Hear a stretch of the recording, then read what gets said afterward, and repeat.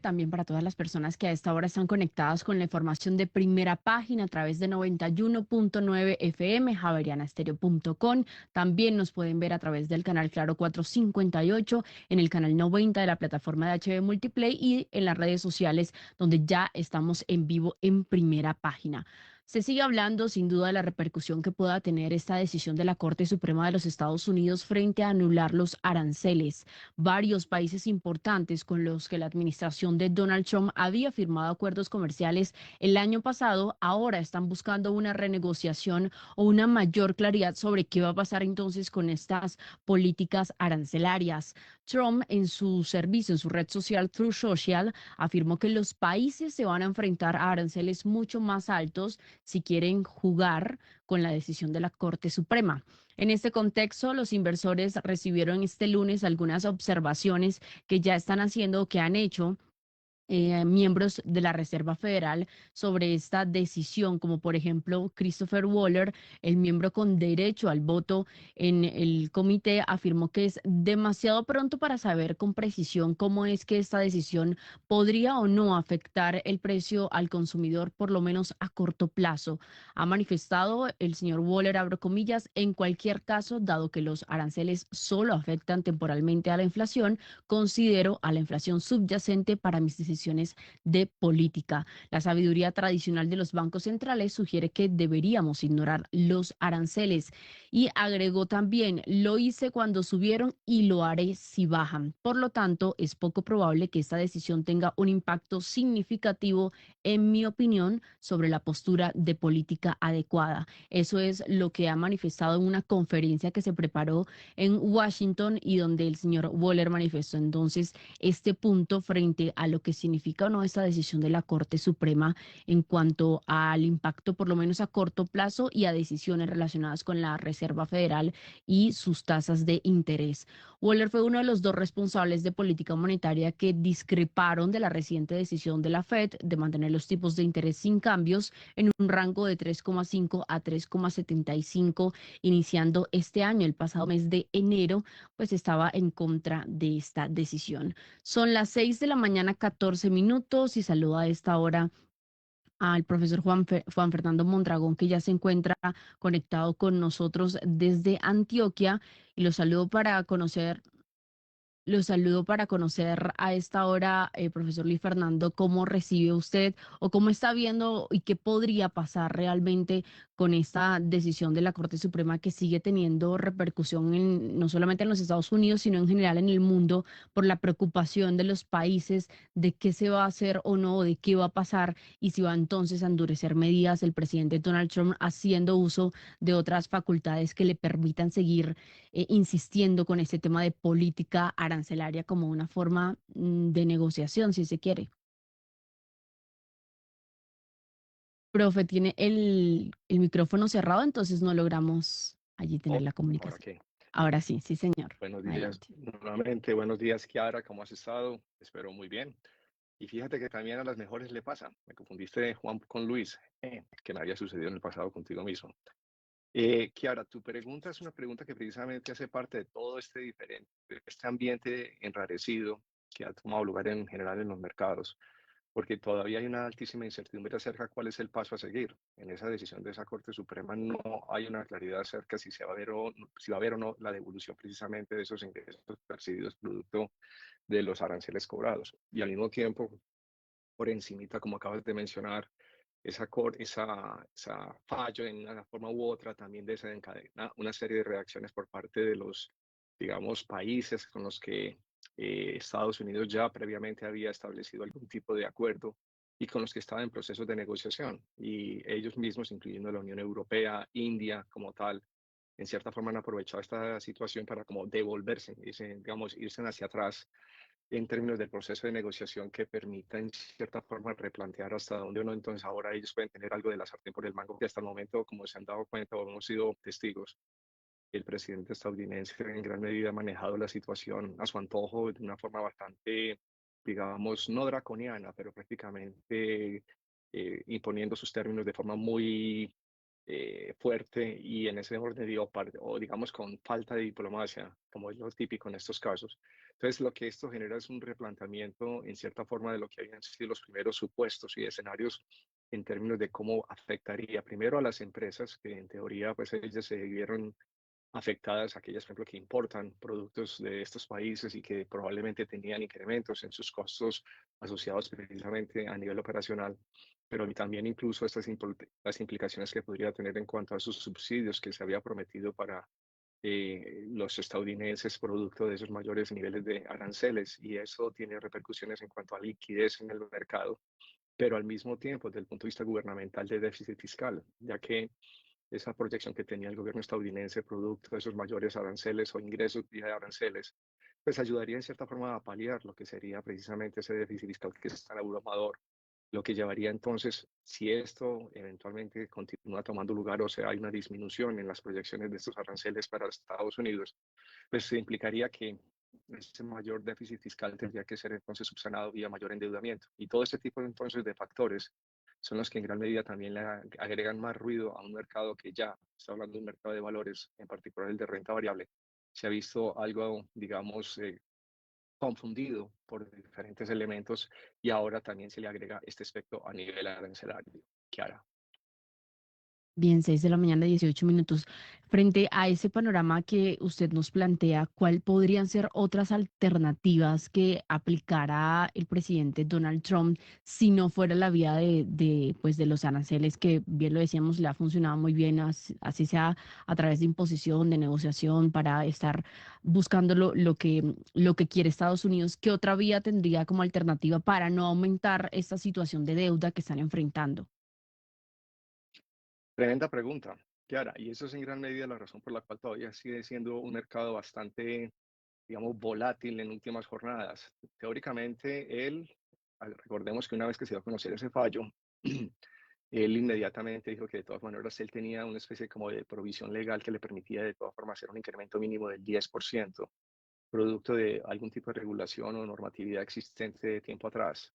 Pero durante el fin de semana procedió a hacer un incremento adicional, o sea, no solamente el 10% que ya había anunciado el mismo viernes, luego del anuncio por parte de la Corte Suprema, pero durante el fin de semana volvió nuevamente a hacer alusión a este elemento de incrementarlo a un 15%, nuevamente avivando el fuego, y él en teoría podría llevar a cabo esto temporalmente, o sea, parece ser que ahí sí hay leyes que le permiten temporalmente llevar a cabo esto, pero como es temporal, en el momento de tener que renovarlas o tratar de volver a que éstas continúen teniendo lugar, ya sí tocaría como aparentemente una aprobación por parte del Congreso. Entonces, todo ese tipo de elementos que son difíciles desde el punto de vista de jurídico de comprender, de cuantificar, y máxime que también está en juego elementos asociados con políticas monetarias por parte de la Reserva Federal, la evolución precisamente del mercado laboral, del comportamiento de la inflación y otros ítems, hace que la situación entonces para efectos de análisis se vuelva un poquito más complicada, no fácil de pronosticar. Entonces, en el corto plazo, no ha sido gratuito entonces que el mercado de valores, en particular el de acciones, se ha visto prácticamente, digamos, impactado y ha habido una toma de utilidad o de beneficios, como dirían popularmente en los mercados, porque cuando precisamente existen ese tipo de incertidumbres, los inversionistas más sofisticados básicamente entienden que bajo ese nivel de incertidumbre, pues es mejor entonces aplicar lo que típicamente llaman hacia un refugio, o sea, a lo que llaman el flight to quality, que en esencia es básicamente reducir posiciones en mercados digamos, de mayor riesgo, como el de renta variable, commodities y en fin, y básicamente resguardarse en mercados un poco más tranquilos, más conservadores, como es el de renta fija y en particular hacia bonos del Tesoro americano. Y de hecho, precisamente eso es lo que se ha evidenciado con una ligera baja en los yields o rendimientos de los bonos del Tesoro americano, ya que estos se mueven de forma inversa con respecto a los precios. Entonces, en la medida que un flujo de capital migra hacia mercados de menor riesgo, como los de renta fija y en particular los de bonos del Tesoro americano, demandan los papeles, hace subir el precio y por lógica o por definición misma cae el rendimiento. Entonces, la situación que hay es difícil en este momento de poder dar una certidumbre hacia el futuro y por eso en este momento prácticamente es a la espera de desarrollos que se hayan dando a conocer por parte del Departamento de Estado, del mismo Donald Trump y, digamos, analistas de índole legal que puedan darle un poquito más de visión y claridad a lo que se le viene a Estados Unidos y por definición misma al resto del mundo.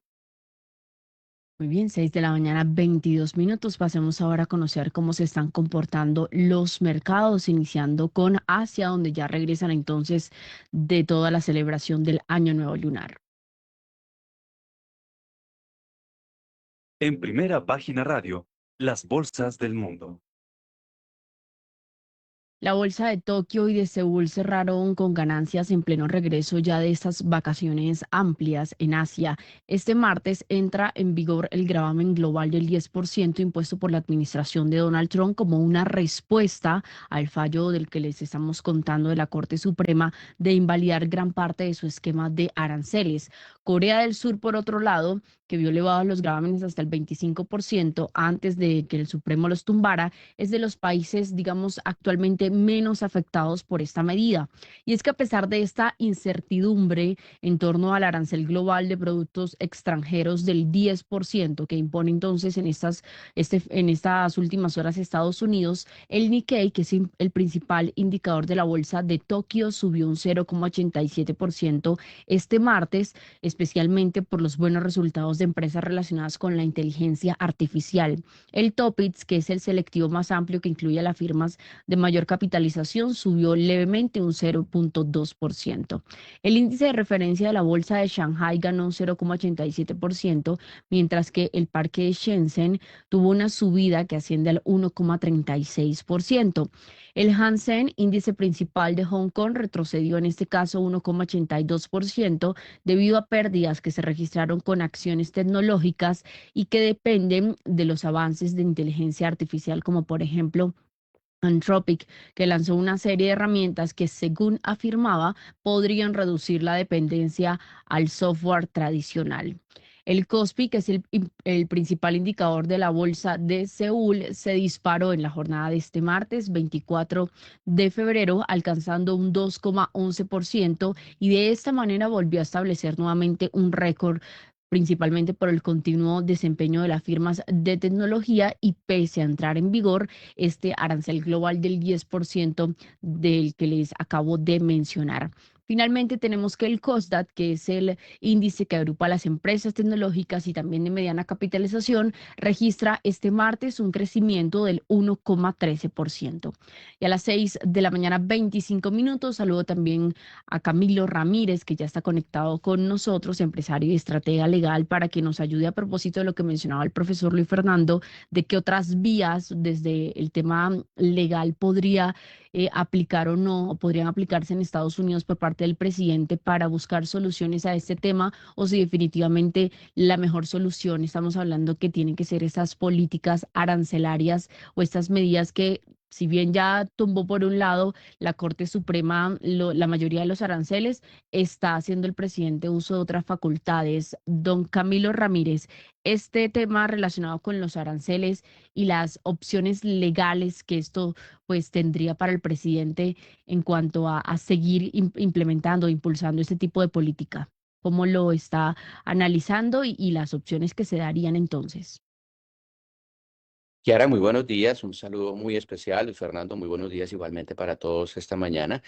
Creo que lo que estamos viendo muy de fondo es básicamente una disrupción de la institucionalidad y obviamente la pretendida pues impulsión por parte del presidente Trump de una política que está dirigida en últimas a la reindustrialización de los Estados Unidos y a la creación de estímulos, digamos, para que el empresariado americano que invirtió unas cantidades increíbles de dinero para promover la industrialización en Oriente, pues devuelva esas inversiones hacia los Estados Unidos para la explotación del mercado americano.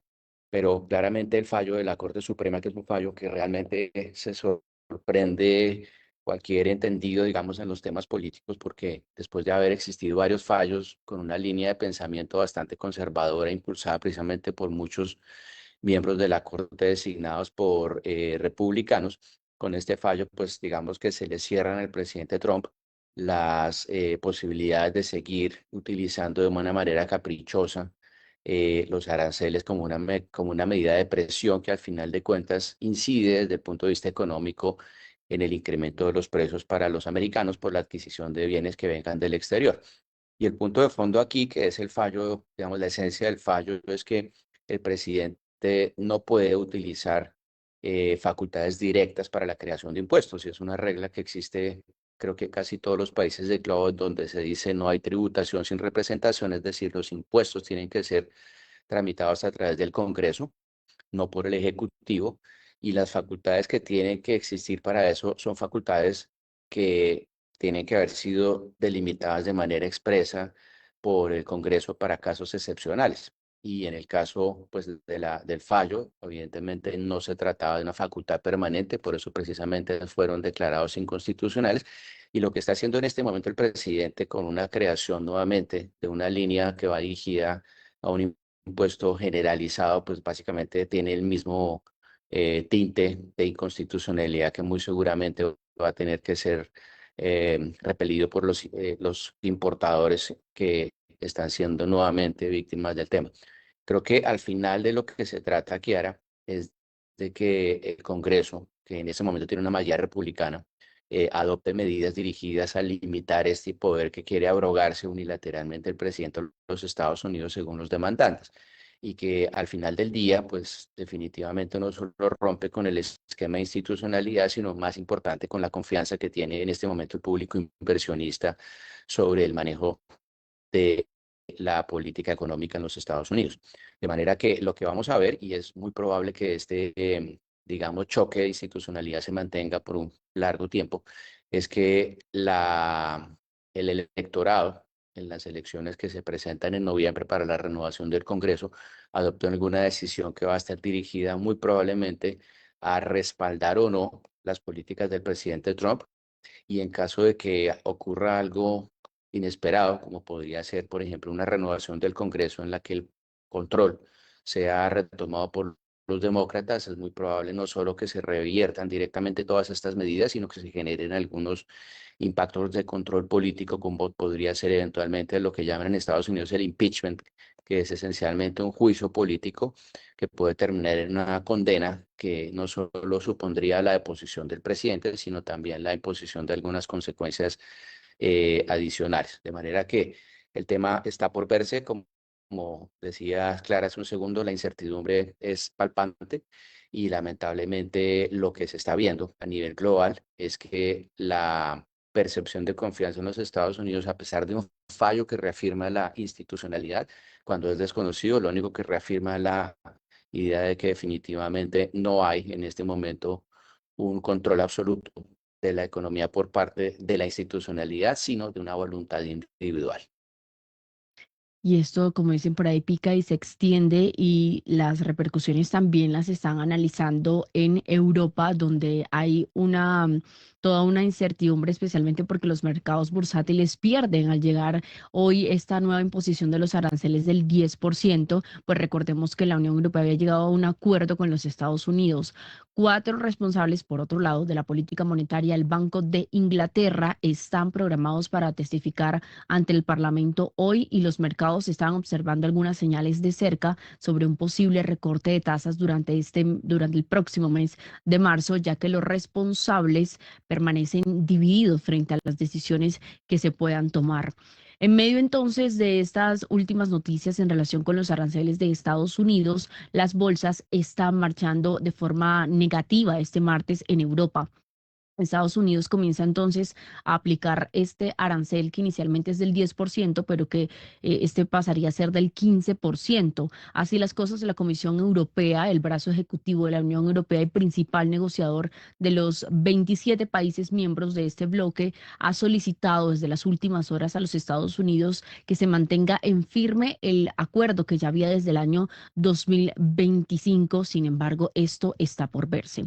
La libra esterlina, en cuanto a la moneda, tuvo una baja del 0,1% frente al dólar y el euro está bajando y se cambia a 1,17 dólares. La bolsa de España está liderando las caídas con un descenso del 0,82%, mientras que la bolsa de Milán en Italia baja un 0,28%, la de París está cediendo un 0,35% con el CAC 40, su principal indicador, y tenemos que en Londres la baja es del 0,31% y en Frankfurt la caída de su principal indicador es del 0,36%.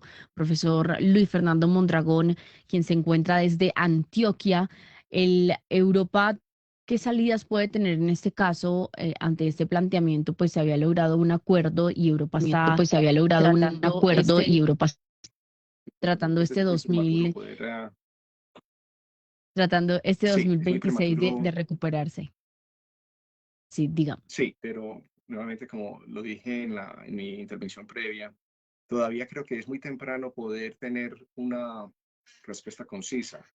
Soy consciente de que lo que se viene ahora precisamente es una serie, digamos, de negociaciones. Asumo yo retomar unas negociaciones en las que habían quedado previamente y seguramente sobre esa base volver a renegociar.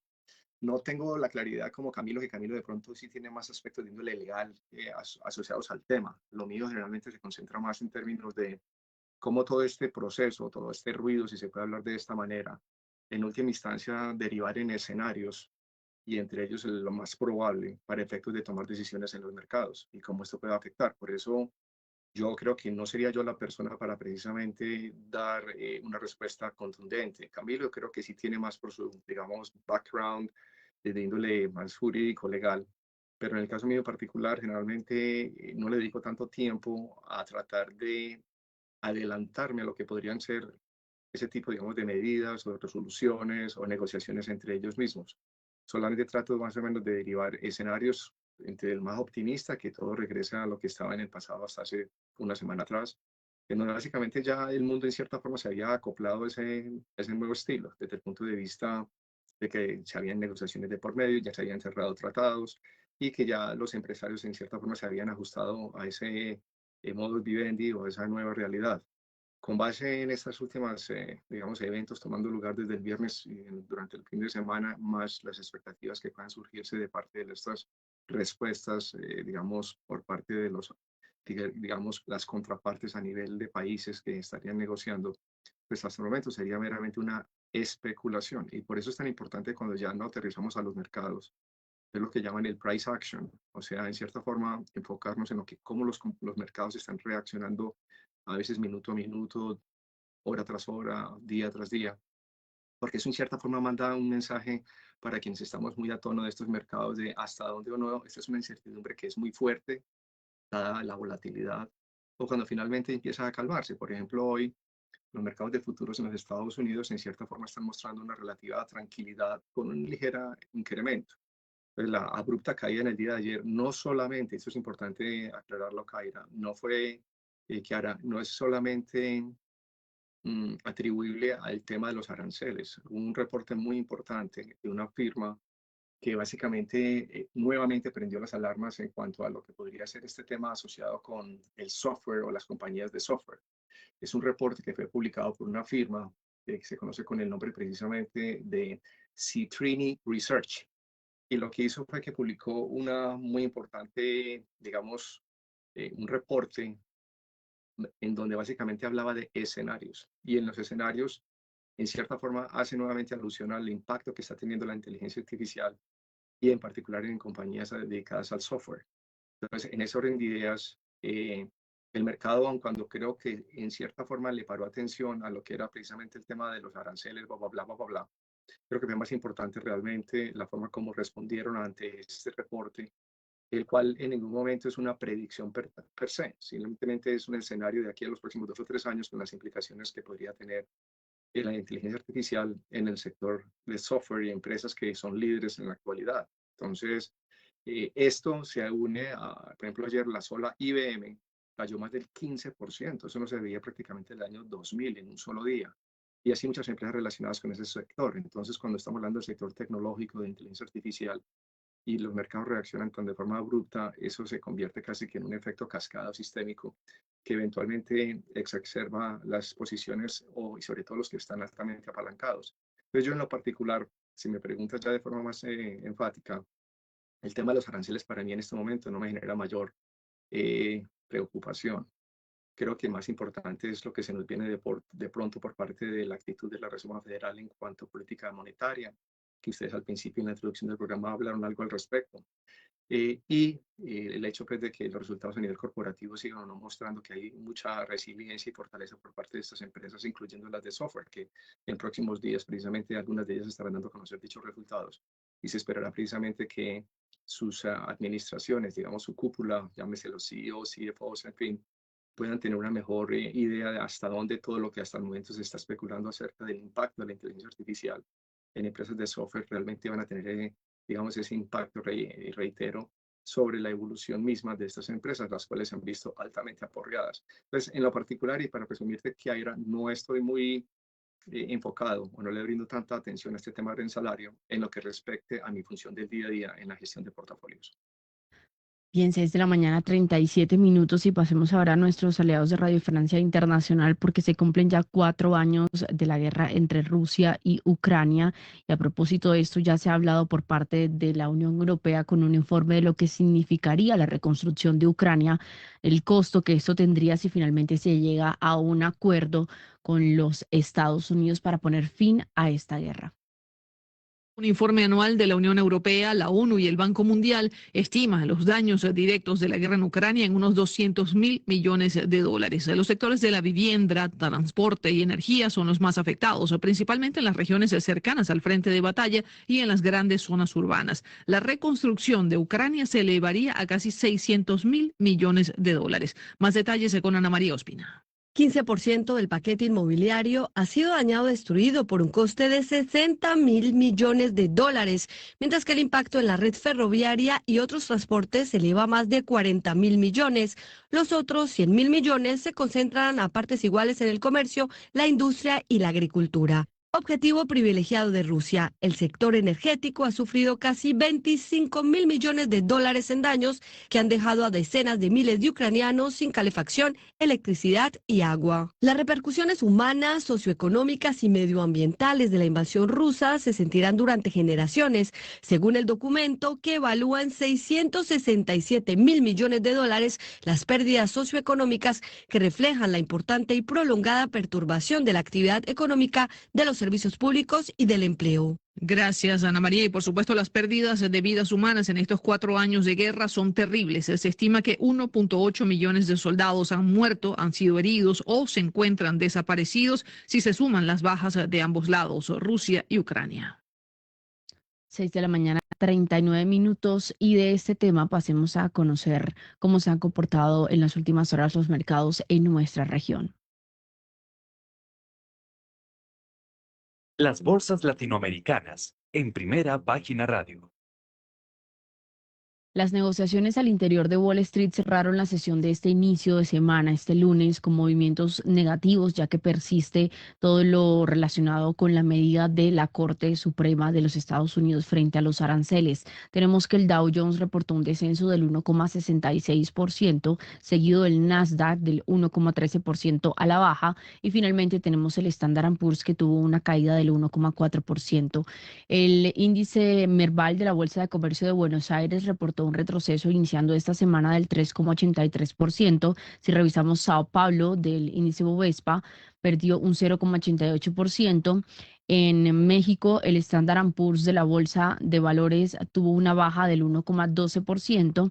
El MSCI Colcap de la Bolsa de Valores aquí en Colombia, por el contrario, reportó una ganancia del 2,10%. Y en Chile, Santiago de Chile, el índice IPSA subió un 0,63%. El comportamiento entonces que están registrando en Latinoamérica en las últimas horas y que está haciendo para la mayoría de las bolsas, por lo menos este inicio de semana, con una variación negativa, exceptuando Colombia y exceptuando Chile.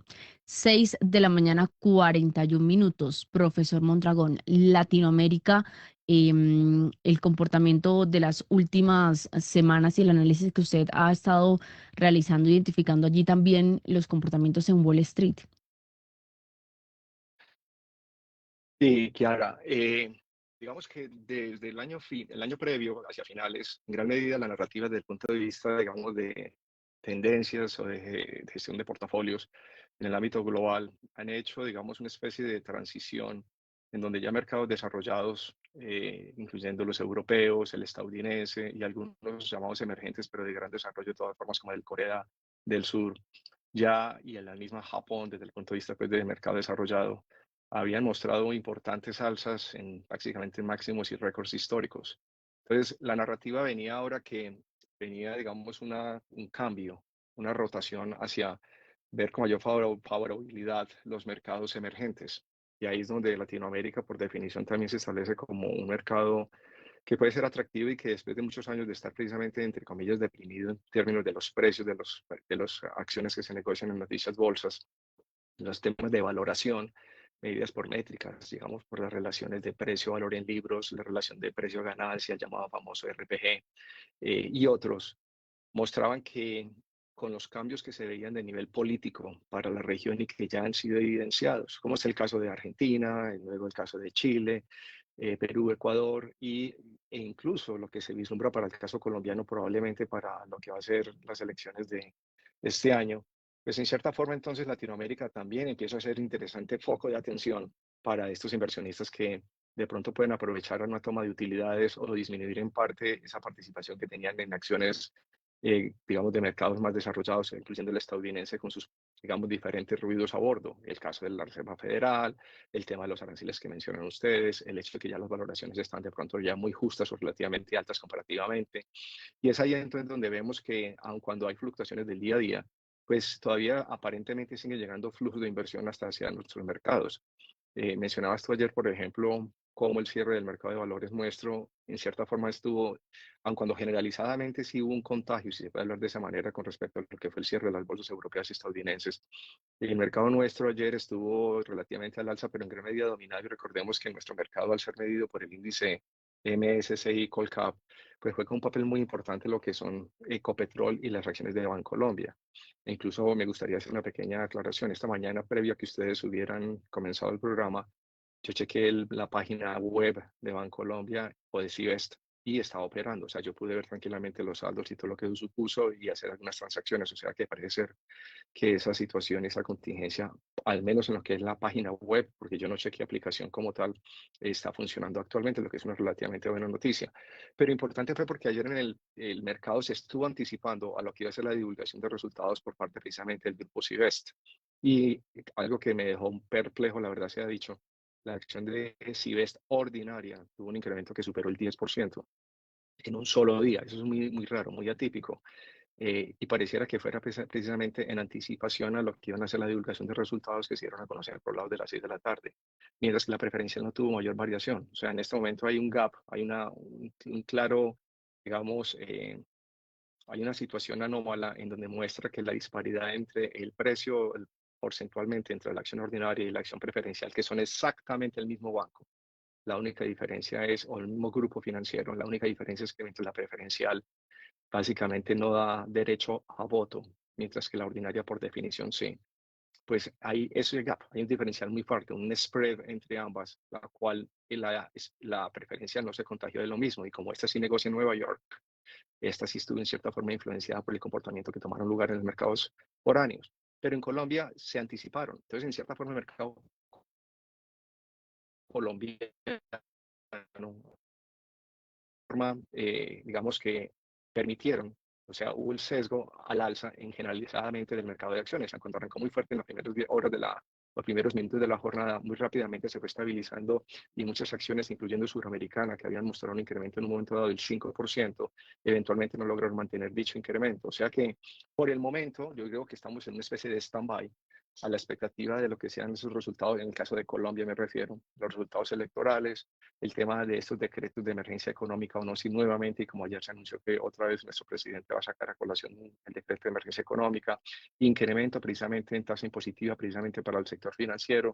Entonces, todas estas noticias a nivel local, tanto desde el punto de vista político en cuanto a la expectativa en las elecciones y adicionalmente en cuanto a los resultados que apenas se están empezando a divulgar, seguramente va a generar algo también de volatilidad en los mercados. Y es algo que también ha sido común o recurrente en Latinoamérica en general. O sea que por el momento parece ser que hay un sesgo medianamente benévolo hacia lo que puede ser el comportamiento de los mercados de valores de Latinoamérica. El dólar sigue siendo todavía puesto en el ojo del huracán como se ha venido debilitando, muestra precisamente que hay una aversión hacia que importantes bancos centrales precisamente todavía conserven o tengan en su porcentaje mayoritario el dólar como moneda de valor y de recurso, digámoslo en cierta forma de última instancia.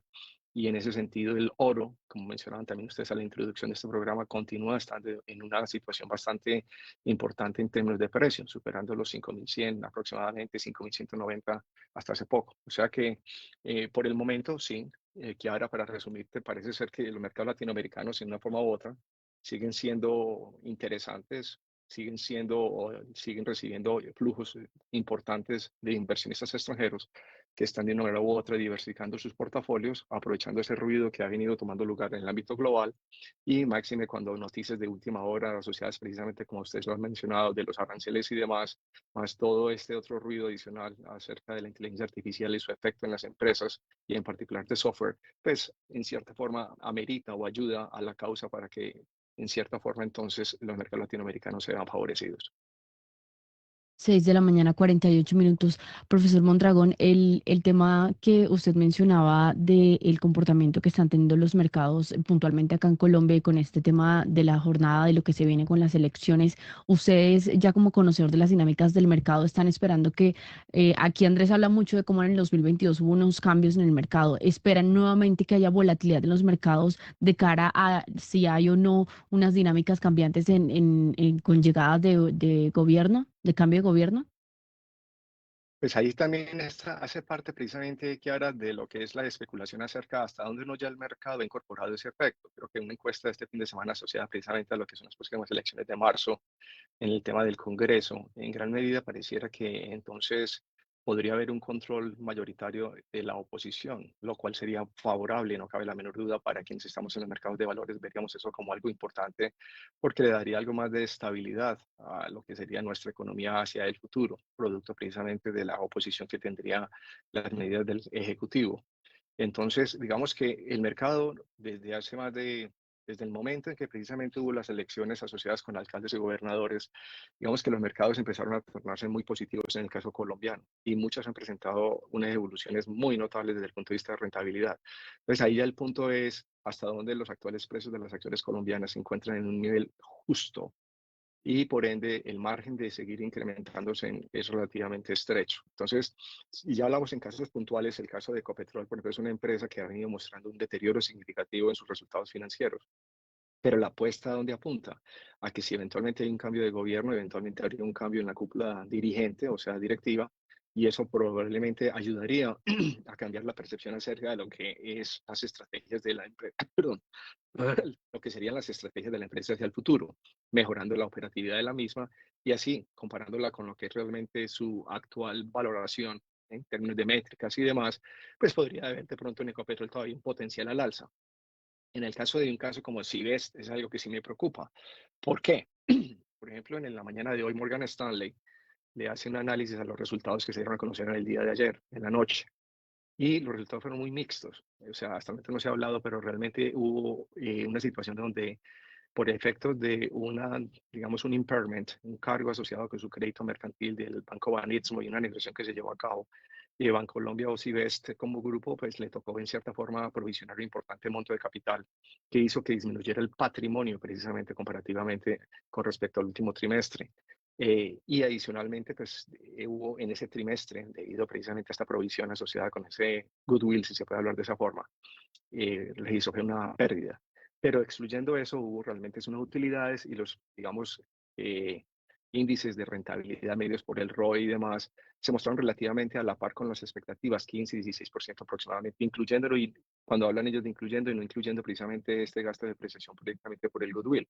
Pero lo que sí hubo algo muy contrario a la expectativa generalizada es que divulgó Civest lo que podría ser la repartición de dividendos. Iba a repartir alrededor de unos 4.500, perdón, 4.500 pesos por acción para el año 2026, lo cual estuvo muy por encima de las expectativas, porque incluso la repartición de dividendos o las utilidades, digamos, que están a disposición para ser repartidas superaron los 8 billones de pesos, cuando la utilidad estuvo por lado de los 3.000, entonces los 3 billones. Entonces parece ser que hubo una liberación en las reservas a nivel patrimonial, lo que va a permitir hacer este pago de dividendo que el mercado no tenía factorado. Y eso en gran medida es lo que me llama la atención, como en el día de ayer precisamente la acción de Bancolombia, la ordinaria, superó el 10% en un solo día, aparentemente porque, y aquí sí ya viene un tema también de especulación, se pudo haber filtrado esa noticia en el mercado antes de que se hubiera divulgado.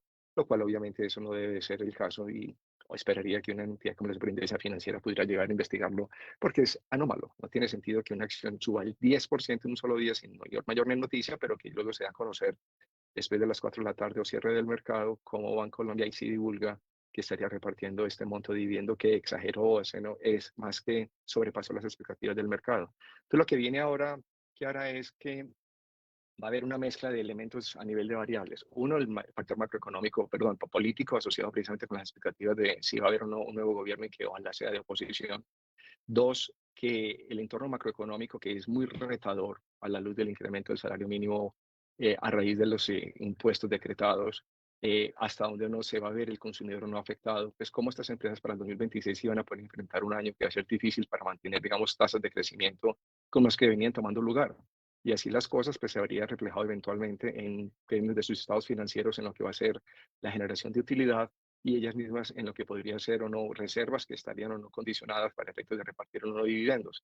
Y ahí es donde viene ya el quid del asunto. Hasta donde entonces todo este tipo de proyecciones, divulgaciones por parte de las empresas en cuanto a sus estados financieros todavía van a ser consecuentes o no con un nivel actual de valoración a nivel de múltiplos, incluyendo, y repito, la relación de precio-valor en libros, la relación de precio RPG, medidas un poquito más sofisticadas de Enterprise Value EBITDA, de incluso el dividend yield, que, por ejemplo, incluso ayer con la acción de Bancolombia o Cibest subiendo el 10%, y si le aplicamos la fórmula del cálculo del dividend yield o del retorno del dividendo, daría por debajo de un 5% de dividend yield, lo cual está muy por debajo de lo que típicamente hoy en día estaría ofreciendo un CDT, que es del orden del 10%. Entonces yo en lo personal voy a ser relativamente un poco más selectivo acerca de qué acciones en particular yo estaría enfatizándome para efectos de aprovechar lo que podría ser entonces o el anticiparnos a un cambio de gobierno y al hacer un análisis macroeconómico un poquito más aterrizado acerca de las implicaciones que tendrían estas nuevas políticas por parte del actual gobierno para efectos de poder entonces al final del día llegar otra vez a la conclusión hasta donde no todavía hay un margen al alza en estas acciones que de pronto todavía no han tenido el mismo evolución al alza como si ha sido el caso, por ejemplo, de un caso de Civest. Muy bien, 6 de la mañana, 54 minutos y después de este análisis que nos comparte el profesor Luis Fernando Mondragón, nos vamos a las noticias macro con Daniel Támara, que nos tiene detalles de finalmente qué pasó, Daniel, entre la reunión del sector financiero y el ministro de Hacienda para definir o abordar el tema de las inversiones forzosas. ¿Esto se tocó, no se tocó? ¿De qué se habló? Buenos días. Así es, Kiara, muy buenos días para ti, para todos los oyentes. Efectivamente, ayer en la sede del Ministerio de Hacienda, pues se llevó a cabo esta reunión entre los principales banqueros del país, el ministro de Hacienda, Germán Ávila, algunos de sus funcionarios, como el director de Crédito Público, Javier Cuellar, y el viceministro técnico, Leonardo Pasos, y además del superintendente financiero, César Ferrari. Según pues lo pudo conocer Primera Página, fue un diálogo cordial, digamos que se esperaba que todo girara en torno al tema de las inversiones forzosas. El gobierno en cabeza del presidente Gustavo Petro lo había anunciado hace aproximadamente casi 2 semanas, en las que se dijo que se iba a incluir este tema en los decretos de emergencia que está próximos a expedir el gobierno en el marco de la emergencia económica decretada en los 8 departamentos al norte del país por cuenta de la ola invernal. El tema fue que casi no se tocó ese tema en particular, es decir, mm, la conversación no giró en torno a las inversiones forzosas, sino más bien en alternativas para, desde el sector financiero, apoyar, digamos, la atención de esta emergencia. Entonces, en vez de hablar de inversiones forzosas en esta reunión, se pusieron sobre la mesa distintas alternativas por parte de la banca y también por parte del gobierno para ayudar a los hogares, al sector productivo de estos departamentos, pues que fueron afectados por esta ola invernal. Entre otras medidas que se tocaron, está, por ejemplo, el tema de reducción en las tasas de interés de colocación para generar nuevos créditos para el sector productivo, en este caso afectado. Y el gobierno, por ejemplo, puso sobre la mesa de que esos nuevos créditos con esa reducción en la tasa de interés pues tengan el respaldo del Fondo Nacional de Garantías. Asimismo, se habló sobre alivios en cuanto a las deudas que tienen, obviamente, hogares y empresas afectadas. En este caso, se pensaría en condonar algunas de esas deudas con el fin, en este caso, de que alivianar la carga que tienen pues las empresas y el flujo de caja pues afectado, como sabemos, por estas fuertes lluvias que se registraron a comienzos de año. De hecho, también se planteó eh, que para generar nuevos créditos, especialmente para el sector productivo, pues en este caso la Superintendencia Financiera expida una circular en la cual flexibiliza el tema de provisiones para darle mayor liquidez al sistema financiero y eso a su vez ayude a la originación de nuevos créditos, en este caso para los sectores afectados en el marco de esta emergencia económica. Entonces, Kiara, digamos que en general lo que sucedió en esa reunión fue más que todo un diálogo cordial entre gobierno y entre banqueros, donde el tema central, como lo hemos dicho, más que inversiones forzosas en particular, fue qué alternativas hay desde la banca o cómo el sector financiero pues, puede entrar a apoyar pues, la atención de esta emergencia económica y como decimos, los temas principales que se tocaron, tema tasas de interés, tema alivios en deudas, tema nuevos créditos con posiblemente respaldo del Fondo Nacional de Garantías y también la posibilidad de que se flexibilice el tema de provisiones para generar mayor liquidez al sector financiero y a su vez esto ayude a la nueva originación de créditos para la atención de los sectores afectados por esta ola invernal. Recordemos que la emergencia económica también se decretó hace casi 2 semanas y digamos que el principal recaudo o lo que el gobierno espera tener para fondear esta emergencia es el impuesto al patrimonio para empresas, en este caso que tengan un patrimonio líquido superior a los 10.400 millones de pesos y espera recaudar cerca de 8 billones de pesos. El resto son medidas complementarias, como Sí. era el caso de las inversiones forzosas, pero como decimos, no se tocó tanto ese tema en particular, sino, como decimos, alternativas desde la banca para atender esta emergencia económica. Y digamos que se espera que, por ejemplo, el decreto de emergencia sobre el impuesto al patrimonio para empresas sea firmado por el presidente Gustavo Petro este martes y ya pues se conozca en detalle cómo va a funcionar este impuesto en el marco de esta emergencia económica decretada en el norte del país para 8 departamentos afectados por esta ola invernal que hará. Y bueno, ya son las 7 de la mañana. Sí, señor, ya vamos a ampliar un poco más sobre este tema, Daniel, y las repercusiones que esto tiene, pero antes de irnos al corte, muy rápidamente, profesor Luis Fernando Mondragón, ¿quiere precisar un datico? Sí, claro que sí, Kiara, muchas gracias. Afortunadamente, entre como usted tiene una muy amplia audiencia, una de ellos me acaba de escribir y me dice, Luis, ten muy presente lo siguiente, parece ser que hace 2 noches atrás se dio a conocer un tema asociado con la inclusión precisamente de 3 acciones nuestras, una modificación dentro del índice del FTSE, en donde básicamente tanto Grupo Civest e ISA Conexiones pasa a ser parte precisamente de lo que llaman el large cap o de capitalización bursátil alto.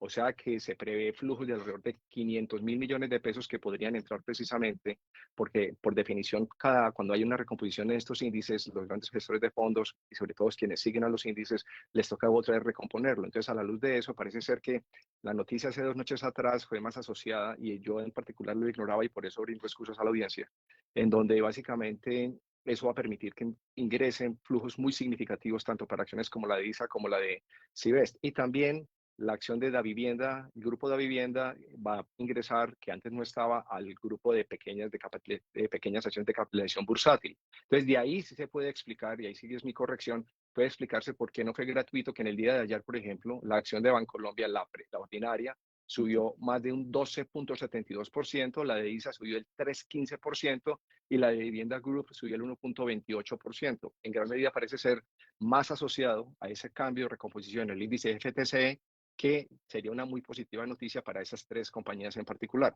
Puede que, ahí sí ya es especulación de mi parte, que también adicionalmente el tema del mayor pago de dividendos por parte de Civest le pudiera agregar un poquito más de, digamos, de aire al fuego. Muy bien, muchas gracias, profesor Luis Fernando Mondragón, por acompañarnos. Vamos a una actualización de noticias con Marixa González, el canal, y ya regresamos con nuestros analistas y periodistas para seguir ampliando las noticias aquí en Primera Página.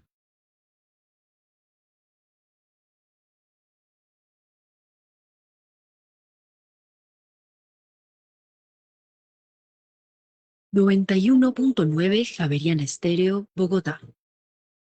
HJKZ.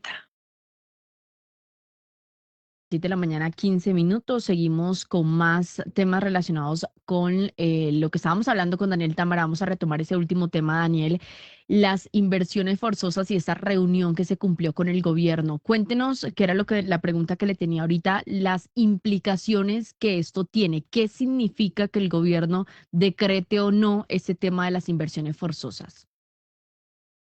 Sí.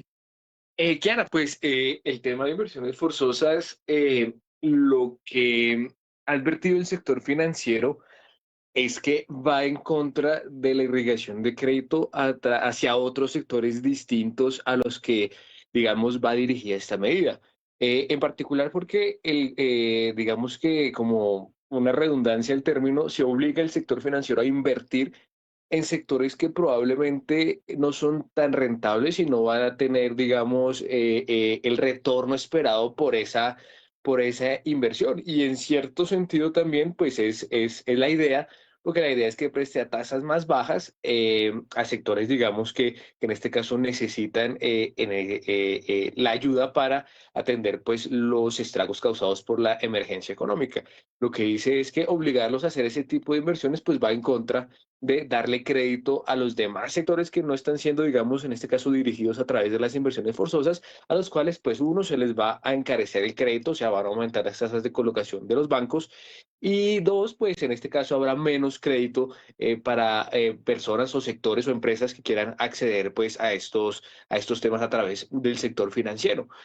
Lo que sí quedó, digamos, claro en la reunión de ayer es que se va a trabajar, va a haber mesas técnicas durante toda esta semana y hacia el final de la semana o el lunes de la próxima semana se va a tener tal vez como un paquete de alternativas para, en este caso, del sector financiero, para no, digamos, evitar, pero sí para que no haya, digamos, ese decreto de emergencia sobre inversiones forzosas. Esas mesas técnicas que estarán compuestas tanto por el gobierno como por representantes de la banca, pues lo que busca es, como mencionamos al principio, pues darle viabilidad a todas estas propuestas que se lanzaron en un primer término, como decíamos, alivios en deudas de hogares y empresas afectadas por la ola invernal, también la generación de nuevos créditos a tasas de interés más bajas, pero que esa reducción en la tasa de interés sea compensada por respaldo a través del Fondo Nacional de Garantías y también pues la posibilidad de flexibilizarlo del tema de provisiones para que haya mayor liquidez en el sistema financiero y así haya más posibilidad de originar esos nuevos créditos que se le va a irrigar a estos sectores afectados por la emergencia económica. De todas maneras, estas propuestas tienen que ser trabajadas, consolidadas a través de estas mesas técnicas que se instalarán a partir de hoy y que, como decimos, se extenderán durante toda esta semana y ya se espera que sea final de la semana o el lunes de la próxima semana, pues ya haya más concreción en esas propuestas y ya haya todo un paquete de medidas, en este caso consensuado entre el gobierno y la banca, para, digamos, atender lo que ha venido sucediendo en el norte del país por cuenta de la ola invernal que hará. Gracias, don Daniel Támara. Oiga, Daniel, el presidente anunció hoy firma de decreto, ¿no? O sea, creo que hoy van las inversiones forzosas, por más de que poquito se habló en la reunión, ¿o me equivoco?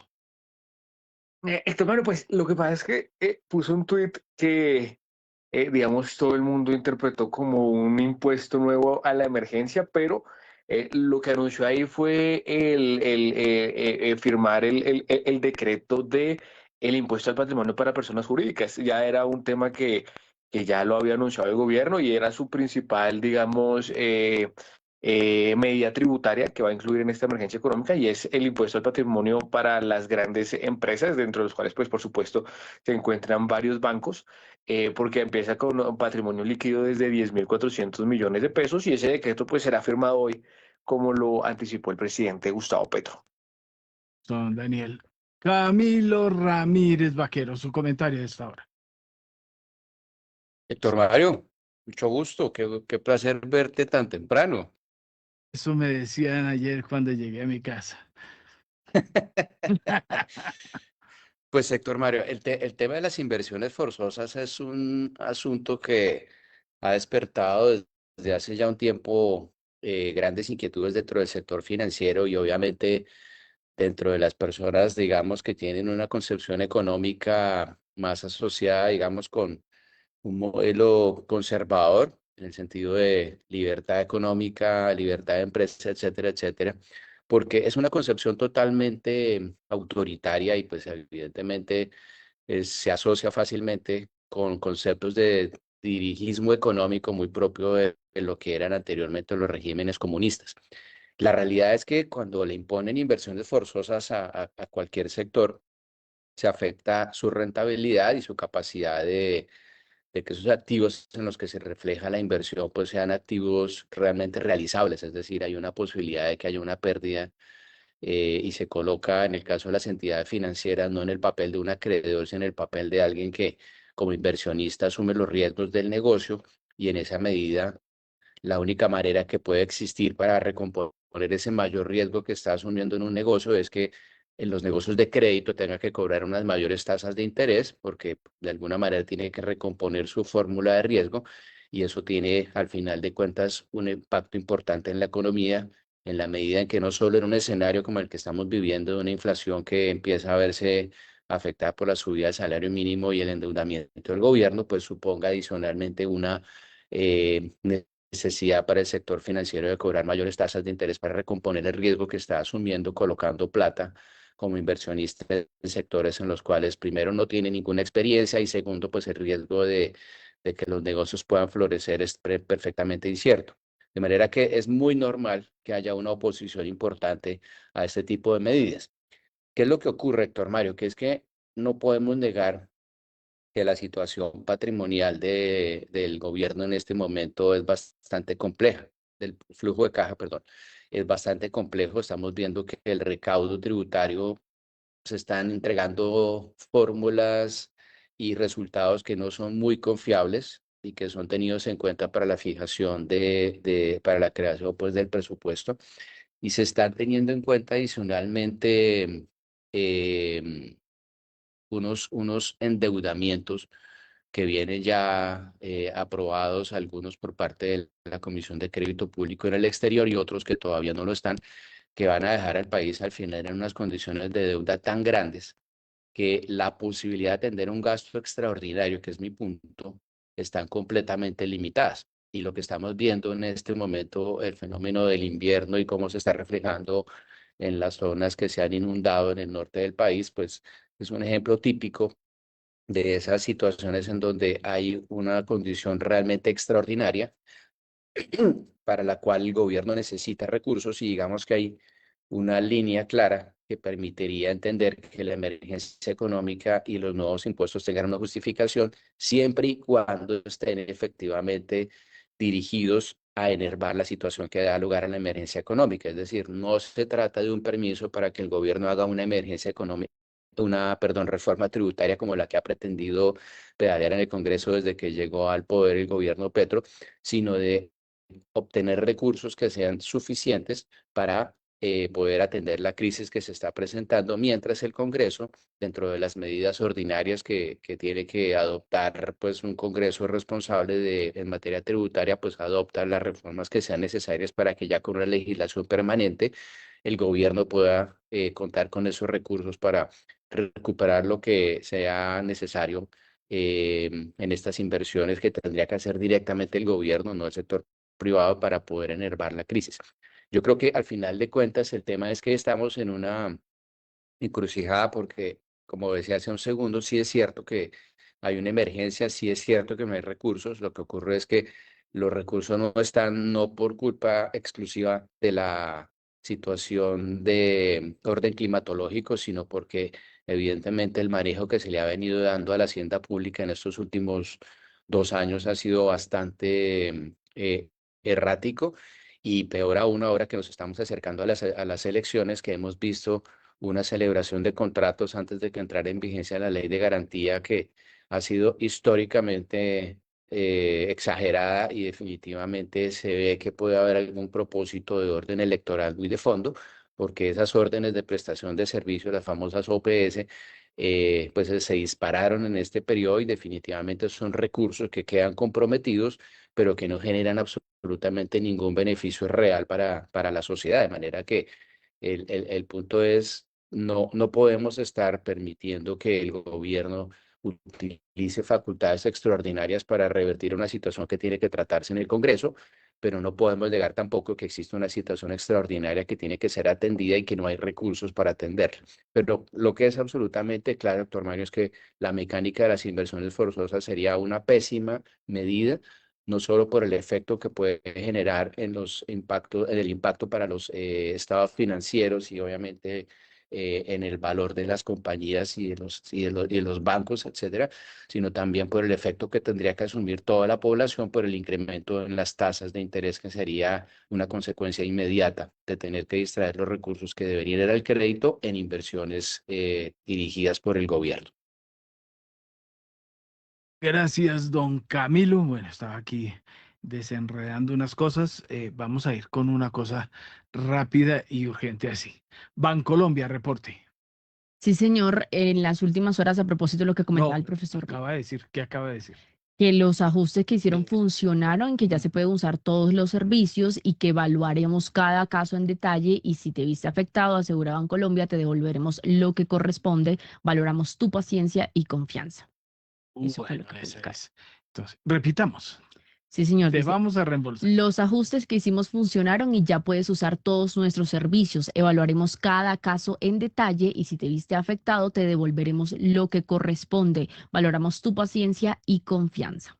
Bueno, ya que veo a Edgar Leighton, reporte, ya ahorita vamos con acciones, cómo le fue a la bolsa ayer y todas las cosas. Necesito, cómo le fue a Bancolombia ayer. Hay que recordar que esta situación es un mantenimiento en el que entró Bancolombia desde el domingo en la madrugada. Ayer tuvo los problemas complejos, completó más de 36 fuera de hora, fuera del aire su sistema transaccional. eh, Tuvo que reiniciarlo y ahora acaba de reengancharse el sistema. ¿Cómo le fue a Bancolombia, don Edgar Leighton? Pues Héctor, respecto a este tema, pues sí, efectivamente ya Bancolombia ya se No, compromete a una no, compensación. no, no es si es Ah, eso. Porfa, ¿cómo le fue a la pregunta? No, parece político, ¿no? Contesta lo que no es. no, estábamos hablando de la caída de Bancolombia, entonces pues por No, eso uno por eso. asume que es ese tema, pero No, listo, si pero es es que acabamos ese, de decir que ya se retomó. Necesito un reporte de cómo le fue a Bancolombia en la Bolsa de Colombia en la operación de ayer. a ver, Héctor, Bancolombia propone pagar un dividendo de No, dos no, no, mil. no, no, no, no. Es que no me está oyendo, ¿sí es cierto? O no me hago entender. Bueno, yo no No, entiendo. listo, Bueno, Bancolombia, no, cuénteme cómo le fue sí a ves. Bancolombia en la bolsa y ahí sí, Sí, es exactamente. 12,72% subió y la acción cerró en 97.500 pesos, Héctor. Un repunte, fue la que más Esa, repuntó, doce coma esa, setenta y dos por ciento. eso es lo curioso. Esa era la noche. Bueno, oiga, nos entendimos. Nos fue duro, pero bueno, nos entendimos. Ahora, ese es un punto, porque voy a redondear esto con Camilo y con el profe Mondragón, y es esta segunda noticia. Laura Gabriel va a ser, ojalá me entiendas que creo que hoy creo que no voy a ir para la casa para evitarme Que no problemas. hizo la cabalgata deportiva. Yo creo que Ah, ese fue el bueno, no. problema. Es que me da pena cuando pierde mi equipo. Entonces, como perdió, el único que le fue bien fue al Barcelona, como siempre. Entonces, acuerde que yo soy del Barcelona cuando pierde Millonarios. Entonces, no hay problema. Ganó Barcelona, entonces no hay problema con Millonarios. Laura, Laura, nuestra encargada de reportar el paquetaco minero energético, un tema puntual. ¿Qué pasó anoche con Canacol? Que es la noticia clave porque es muy importante. ¿Qué pasó con Canacol Energy? Bueno, Héctor, yo le cuento, bueno, primero buenos días para usted y para todos. Le cuento que Charles Gamba, que es el Eso, fundador, me entiende. presidente y chief executive de la petrolera, pues va a dejar a su cargo, pues enfrenta, la petrolera que enfrenta un proceso de protección de la quiebra ante las autoridades jurisdiccionales de Canadá, Estados Unidos y Colombia. La junta directiva anunció su salida tras 18 años al frente de la compañía canadiense y anunció que Jason Bednar, director financiero de Canacol, y Ravi Sharma, director de operaciones de Canacol, asumirán los cargos de codirectores ejecutivos interinos de la compañía con efecto inmediato. Recordemos que en 2008, Charles Gamba creó Canacol Energy tras ser vicepresidente de exploración en Occidental Petroleum. Durante sus 8 años en Occidental, vivió y trabajó en Ecuador, Qatar, Colombia y Estados Unidos, ocupando diversos cargos técnicos y de gestión. La compañía continúa reestructurando sus problemas financieros en el marco de los procedimientos de la ley de acuerdo con los acreedores de las empresas en Canadá, y en 2 semanas deben ser presentadas las primeras ofertas para la venta de sus activos gasíferos en Colombia. Eso, bueno, sí me entendió la mitad del panel, entonces no estoy tan enredado. Yo creí que era yo, no tú. Bueno, Laura, gracias. Bueno, profe Mondragón, antes de que se me vuele o ya se me voló. Creo que se voló. Ahí No, está. todavía estoy aquí. Bueno, profe, venga. Es que yo trato de mirar varias cosas en este mundo. Desde el fin de semana he visto un reflotar llamativísimo. No sé si ustedes lo han notado en Antioquia, pero yo sí lo noto y tiene que ver con Antioquia. Y es que se está reforzando el famoso y anterior sindicato antioqueño en varios medios de comunicación de allá. Y pues vi una entrevista muy interesante de Argos, de una empresa en la que la junta es dominada por Argos, de una empresa de comunicaciones dominada por Argos.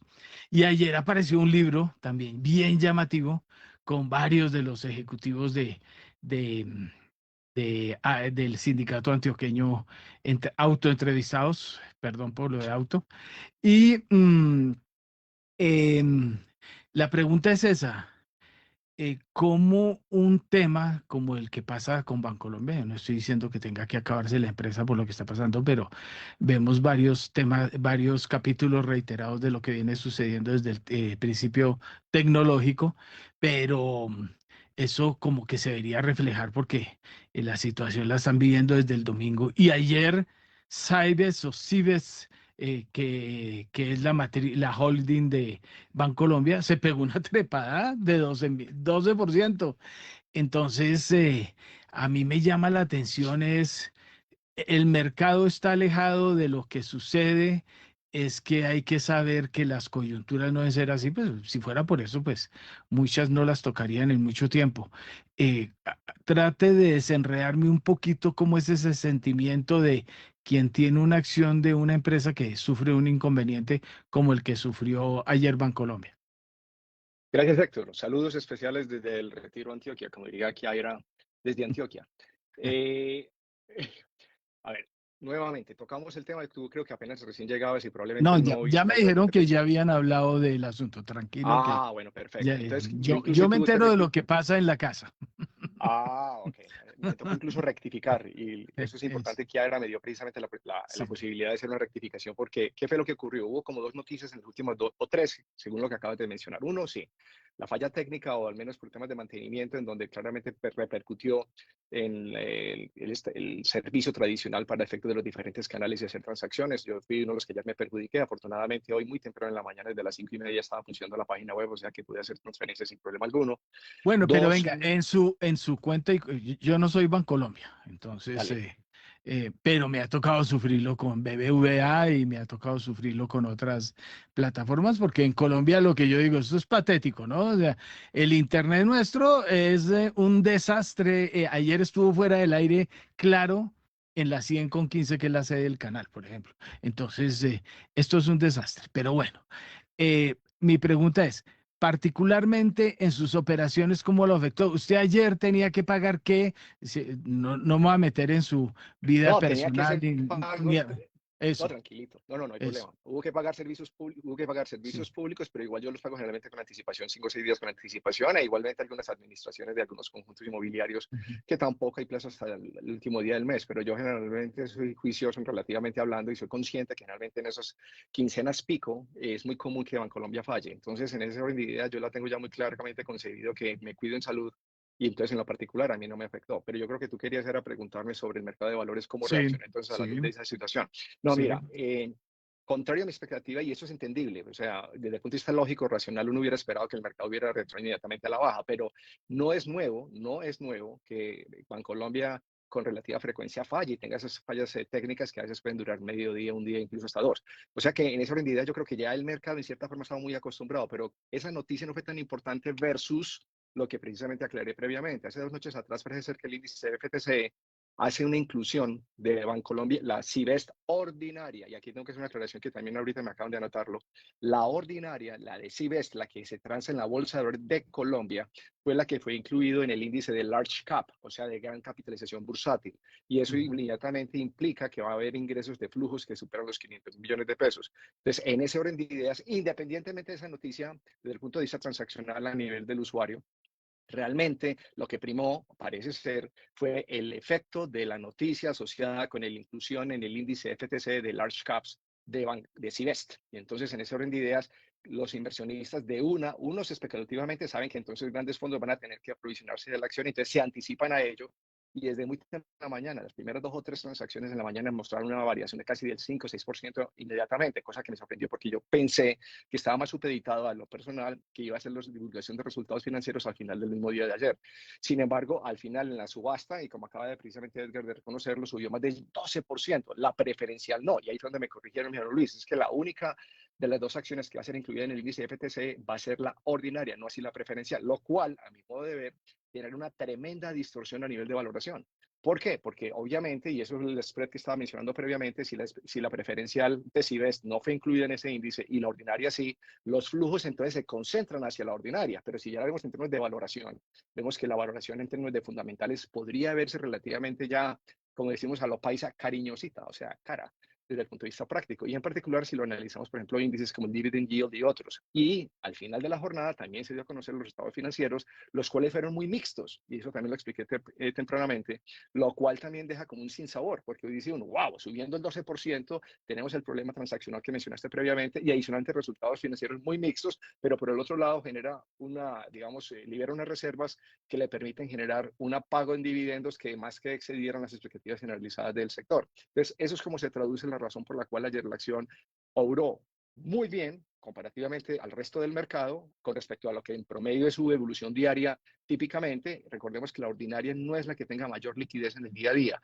comparativamente a la preferencial. Acordémonos que la preferencial sí negocia en la bolsa de Nueva York, y el que esté listada dualmente tanto en Nueva York como en la BBC le otorga en cierta forma un cierto de premium a nivel de liquidez, lo cual es altamente bien valorado por los inversionistas, pero la preferencial no logró pegarse al mismo rally, o sea, la preferencial cuando también arrancó fuerte al alza en Nueva York, rápidamente también estuvo contagiada por el efecto que estaba tomando lugar en los mercados gringos en términos generalizados, pero la ordinaria en Colombia no tuvo ese efecto, por el contrario, fue siempre muy estable, por encima del 4, 5 o 6%, hasta que eventualmente en el momento de la subasta superó el 12%, o sea que ya la noticia superada a nivel transaccional, realmente, como les comento, creo que la gran mayoría de usuarios de Bancolombia básicamente nos atenemos a ello. O sea, yo en particular utilizo muchísimo Bancolombia para efectos transaccionales de pagos de precisamente proveedores, servicios públicos y demás, con los cuales ya estoy más que acostumbrado que esporádicamente puedo encontrar un fallo, pero que en lo personal ya aprendí a vivir con ello, y que no es que digo, qué bueno que sea así, no, obviamente a uno como usuario no va a quedar muy contento, pero al final del día lo que hay es una institución seria, de trayectoria, solidez,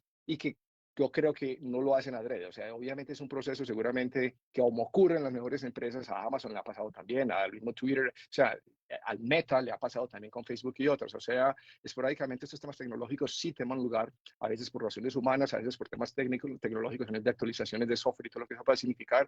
Y por ende, pues en eso uno ya ha logrado, digamos, en cierta forma, trabajar la paciencia.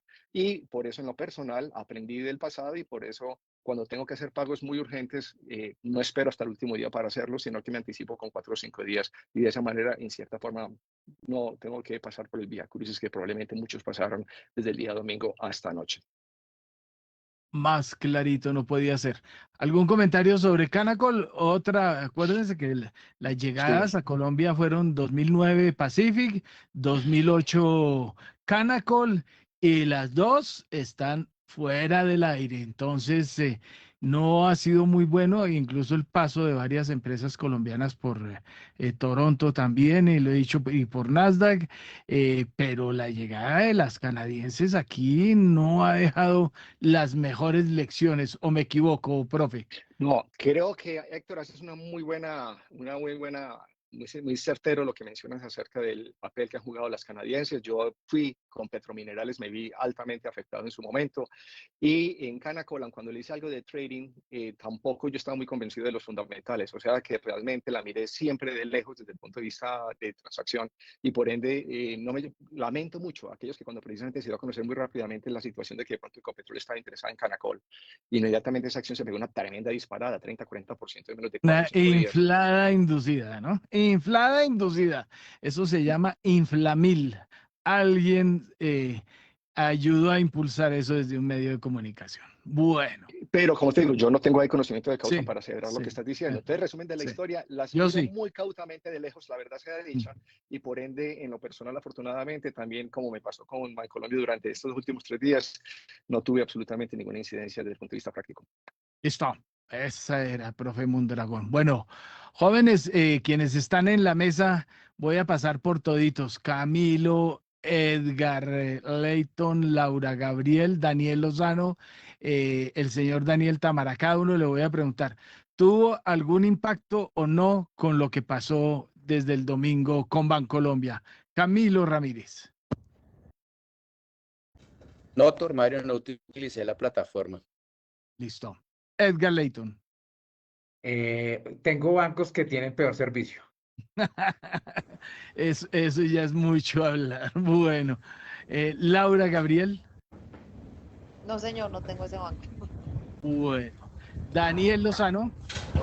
Sí, tengo el banco, pero afortunadamente tengo otras alternativas. Como ingeniero y también por haber estado en el sector financiero varios años, puede que le ocurra a uno ese tipo de fallas una vez, pero cuando se vuelve un hábito y esto ocurre todos los años, hay problemas de fondo en la estrategia y en la infraestructura que los bancos sí tienen la responsabilidad de trabajar y de funcionar, y pues las cartas muy valiosas y todo, pero a los clientes hay que cumplirles, y en ese sentido hay que hacer cambios importantes en la infraestructura para que la infraestructura sea resiliente, que es uno de los temas que vamos a estar hablando hoy en temas de liderazgo. Exacto, y eso apunta al tema del que yo he venido hablando desde hace rato. Señores, ojo con el invierno tecnológico. ¿Qué va a pasar cuando estemos 1, 2 semanas sin internet? Sí.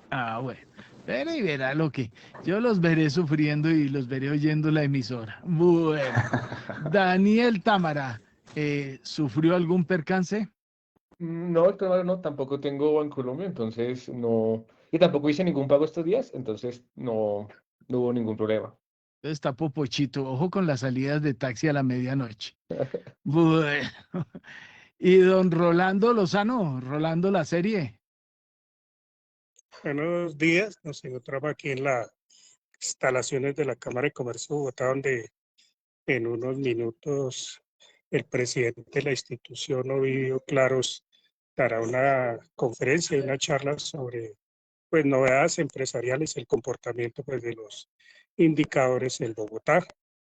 También les recuerdo que esta mañana la Superintendencia de Sociedades pues, hizo un buen pronóstico para el Colegio Refus, que es un tradicional colegio al norte de Bogotá que cumplió 70 años por estos días y que se encuentra en dificultades financieras. La entidad de control y vigilancia dijo que admitió al Colegio Refus en proceso de reorganización y cuenta con activos cercanos a 62.000 millones y sus pasivos solo alcanzan la cifra de 33.000 millones, por lo que tiene pues bienes para poder superar esta fase de dificultades y salir de las deudas y de los impagos en los que se encuentra actualmente.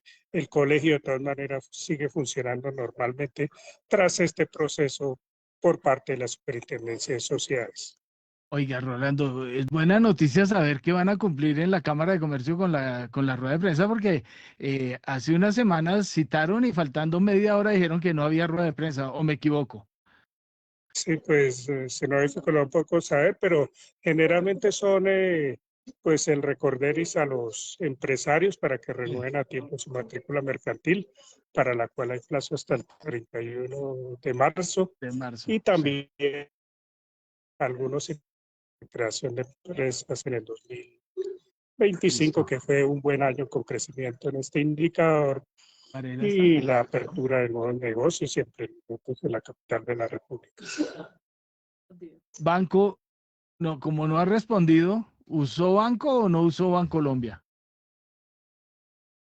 Lo uso para consignar, pero no No para es su banco retirar, no principal. para hacer soy cliente. transacciones. Ah, bueno. Bueno, pero saber que tiene cuenta Popocha. Considero que pues el hecho de que no sea un problema de ciberseguridad pues es alentador, pues lógicamente hay un problema estructural de tecnología, pero ¿dónde no las hay? Solo que los bancos, pues el daño y Pero bueno, la evidencia ya es que está mayor, de exonerador, venga, Rolando, ya que está tan exonerador y tan canciller, parece la canciller de la República, ¿usted no me dijo que había tenido problemitas para abrir la cuenta precisamente ahí? ¿O me se equivoco? perdió el sonido, lo Ah, repetí. sí, no, oye, no entiendo. ¿Me puede repetir la pregunta? Usted no me había Bueno, contado le así. doy un dato Usted no tuvo, no, que en pero las venga, últimas horas logramos. No, venga, es que no le estoy pidiendo reporte, le estoy pidiendo lo de Bancolombia. ¿Usted no me dijo que había tenido problemas para abrir su cuenta ahí?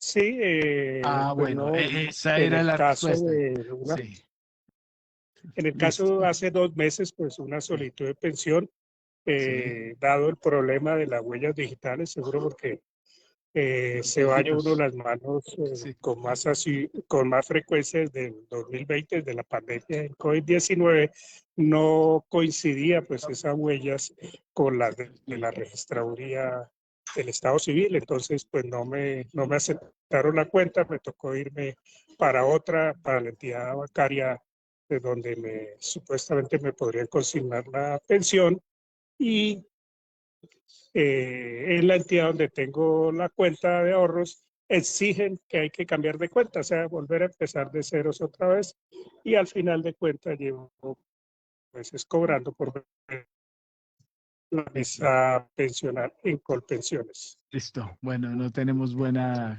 señal, pero bueno, ya quedó clarito. Entonces, ahí hicimos el resumen. ¿No está Varela? No, Varela no está conectado. Bueno, entonces, ese creo que usé es efectivo, entonces no hay problema. Bueno, Daniel Lozano, aprovechemos, hágame su reporte para no tenerlo ahí más tiempo.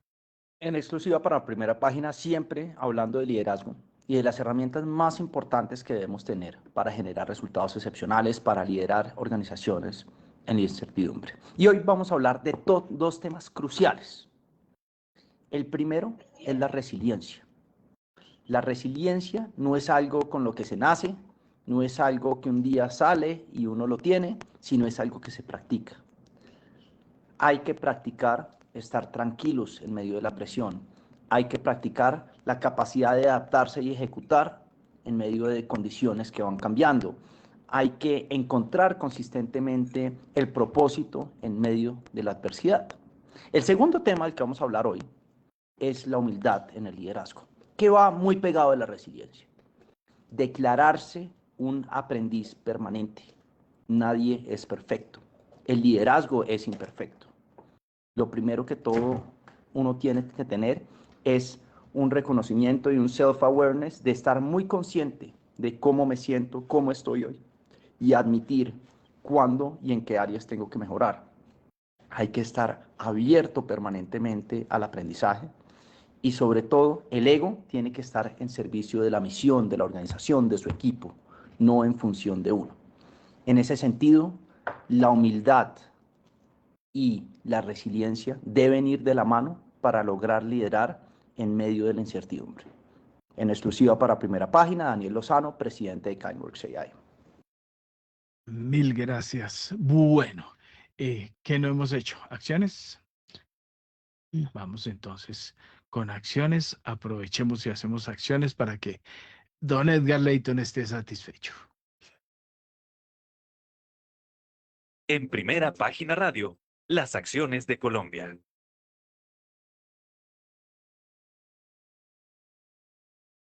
Perdón, Tiene el sin sonido. micrófono. El índice Ay, MSCI Colcap avanzó 2,1%, 2.468 unidades con 58. Entre tanto, montos bonitos, muy bonitos. Por fin se ven montos interesantes. Con la acción de Ecopetrol se movieron 80.000 millones de pesos.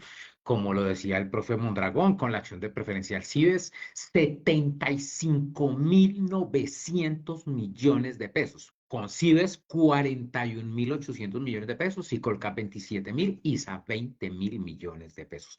Al alza, pues como bien lo hemos venido analizando, Cibes 12,72%, preferencial la vivienda 5,11% al alza el precio de la acción, ISA 3,15% en negativo.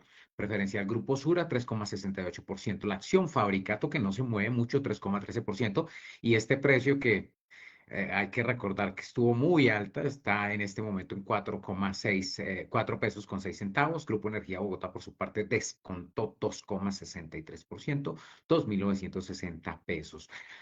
Mercado Global Colombiano, un monto o varios montos muy interesantes. El principal NU, 18.457 millones de pesos, es un monto altísimo si se tiene en cuenta que es Mercado Global Colombiano y que allí lo que nosotros reportamos es que un buen monto sea de 3.000, 4.000, máximo 5.000 millones de pesos, pero un NU movió 18.000 millones de pesos, seguido de un activo o varios activos que siguen otros del exterior, como IBIT, que movió 4.461 millones de pesos, 7:51 de la mañana. Ese es el reporte del movimiento accionario en la Bolsa de Valores de Colombia. Mil gracias, don Edgar Leyton. Oiga, Leyton, ayer revelamos, estoy aquí tratando de mirar porque pues revelamos en exclusiva lo que pasó con Foresura, que compró una parte del Banco Banamex de México. Veo aquí las horitas, cuál fue la diferencia y eh, como siempre, ¿no? Las ladillas 5 horas después, por aquí, según se ve aquí. Aquí queda registrado, ¿no? Aquí queda registrado el asunto. Pero usted hizo algo sobre Afore, se llama Aforesura, que No, Héctor, esa fue una exclusiva que sacó precisamente usted. sí, Entonces, pero eso, la compañía oficialmente, no ha antes de dicho que nada. usted hablara, No no ha sacó dicho nada. nada. Exactamente, Aforesura es el, la empresa de inversión en pensiones en México, filial en México. El Citigroup vendió el 24% y ya había vendido el 25% de Banamex.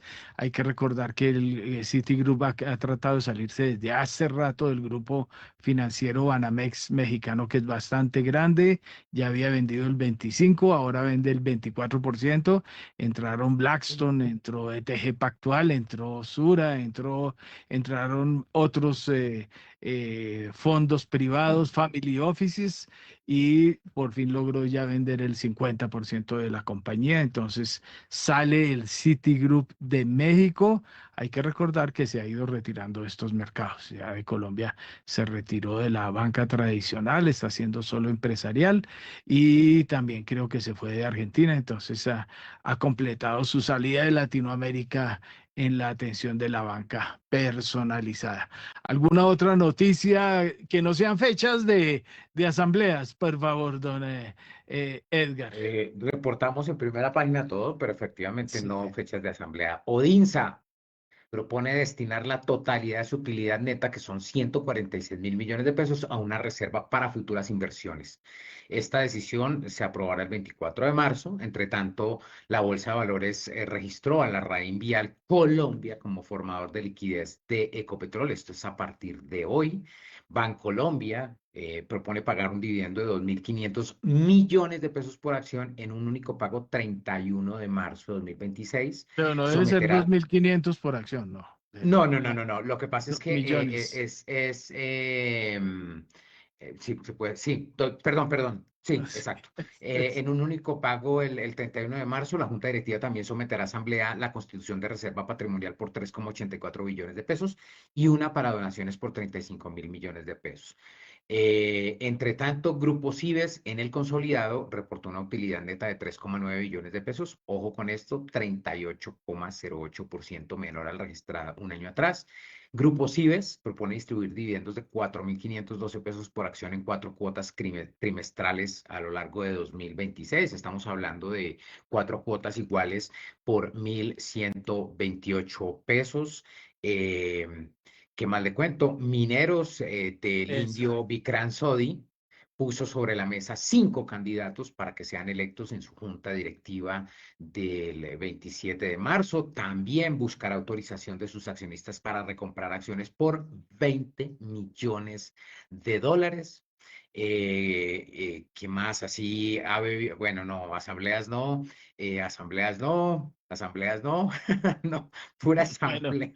listo, suficiente información, don Edgar No, mentiras, Leighton. deme A una ver, última. cuente. Banco A ver, BTG Pactual cerró sí. 2025 con activos por Eso es 5,54. Colombia, pero Eso es Colombia. Colombia, ojo, sí Ah, señores. bueno. Banco BTG Pactual Colombia, activos 5,54 billones de pesos. Estamos hablando de un crecimiento del 123%. Y de pronto devolviéndome un poquito a un tema que se trató bastante de las inversiones forzosas, hablamos con el autorregulador del mercado de valores donde habló el presidente Hernán Alzate con nosotros, que las inversiones forzosas a la banca encarecerían el crédito y distorsionarían el mercado de deuda pública, golpearían potencialmente la deuda pública. En charla con nosotros nos explicó que hay un saldo altísimo en TES en el Banco Agrario, recursos que podrían irrigarse si es que el gobierno quiere irrigarse en créditos para ciertos sectores, porque de lo contrario, la venta de TES por parte de algunos bancos podría impactar la tasa y adicionalmente, al impactar la tasa, como todo esto se traduce en los créditos, entonces, ¿qué pasaría? Los créditos a los cuales el gobierno nacional quiere llegar, digamos, al campo, entonces sí, posiblemente bajarían, pero los créditos, voy a poner un ejemplo, de vivienda que hoy están al 8, 9, 10%, pues tendrían que subirse para poder compensar el otro lado. Esas son algunas de las noticias que pueden leer también en primerapagina.com.co 7:56 de la mañana, Héctor Mario. Don Edgar, muy completo el informe. Rolando, vamos a ver si mejoró el sonido. Ahora creo que tiene una noticia de cuánto vale montar un puntico de Juan Valdés. Eso es una buena historia. El Juan Valdés 1959, que es una tienda insignia que abrió la semana pasada en Bogotá la compañía Procafol. Esta tienda pues costó cerca de 6.500 millones de pesos. Pues la característica es que es de 3 niveles y es un sitio pues para vivir toda la experiencia del café, desde la molienda hasta pues la degustación de la taza y diferentes platos de la gastronomía y la repostería del país. Aunque hasta ahora no se ha hablado sino de la apertura de una primera tienda esta en el país, pues es una inversión, es la inversión más grande en una tienda que ha hecho la compañía Procafecol, que como sabemos es propiedad de la Federación Nacional de Cafeteros, gremio a su vez de los cultivadores del grano en el país. Esta tienda genera cerca de 80 empleos y pues pretende pues marcar una nueva fase en el desarrollo de la marca Juan Valdés Café en el país. 93,13. Con 13, sí, ahí tienen otra, pues digamos, de las normales o tradicionales, en el redondel o en el cuadrado que de este parque la 93, que como su nombre lo indica, queda en la calle 93 entre carreras 13. Y listo. Ahí, hasta ahí nos rindió el sonidito porque ahí quedó congelado, soldados, ¿cómo es? Soldados congelados. Bueno, listo. 7:58. ¿Quién más tenemos? ¿Quién nos faltaba? Tamara, ¿tiene alguna otra noticia o Sí, señor. sí? Daniel Steven. Así es, Héctor Mario. A ver, Acá cuénteme. un, un, un, pequeño A ver, acá cuénteme. un pequeño resumen antes de que sean las 8 de la Sí, mañana. Le sí. cuento, Héctor Mario, que en este paquete, aparte de lo de las inversiones forzosas, también revelamos ayer una exclusiva donde anticipamos que el crédito por 1.500 millones de dólares que está gestionando el gobierno con la banca comercial internacional se desembolsará en su totalidad en marzo, es decir, en marzo entrarán todas estas divisas y se negoció bajo la modalidad multimoneda. El 70% será en euros y el 30% en francos suizos. Como se sabe, este préstamo es con el Merrill Lynch International como Mandated Lead Arranger y de Bank of New York Mellon como Facility Agent y está a la espera de recibir el concepto definitivo de la Comisión Interparlamentaria de Crédito Público. Entonces, esto, digamos, marca también una novedad en la estrategia de financiamiento porque es un crédito internacional que está atado a dos monedas, el euro en un 70% y el franco suizo en un 30%. Recordemos que en el Fuentes y Usos actualizado que presentó Crédito Público a comienzos del mes, los desembolsos por créditos con la banca comercial internacional deben ser de 2.000 millones de dólares este año, es decir, que con el desembolso de 1.500 millones de dólares ya se tendría el 75% de esta expectativa, Héctor Mario, y bueno, son las 8 de la mañana.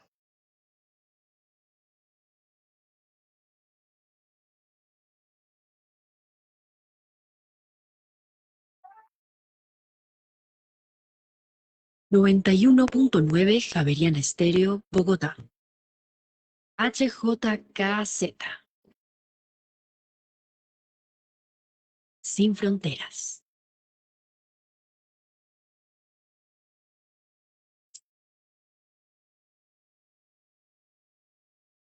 Son las 8 de la mañana, 1 minuto, y les contamos a esta hora cuál es el pronóstico de primera página del comportamiento que se proyecta para el dólar durante esta jornada de martes 24 de febrero.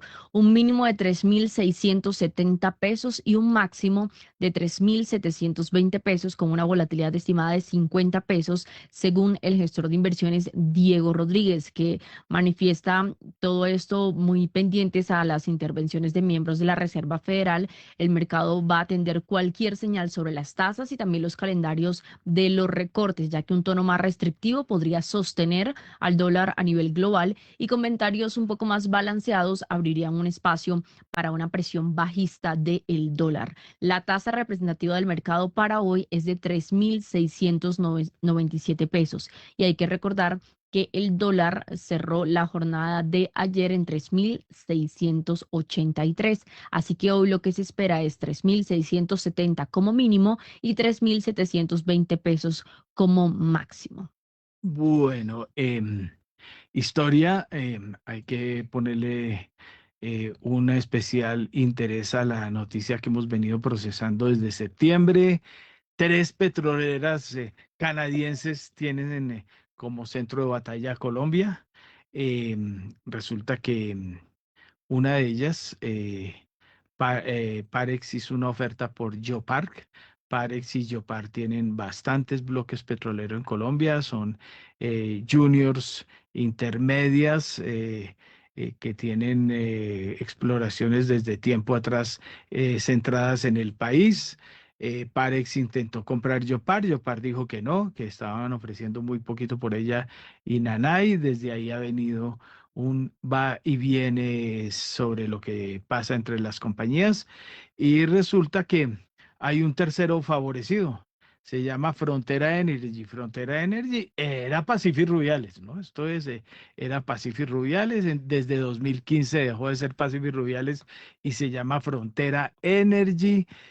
Fue tomada por un gestor de fondos extranjero llamado eh,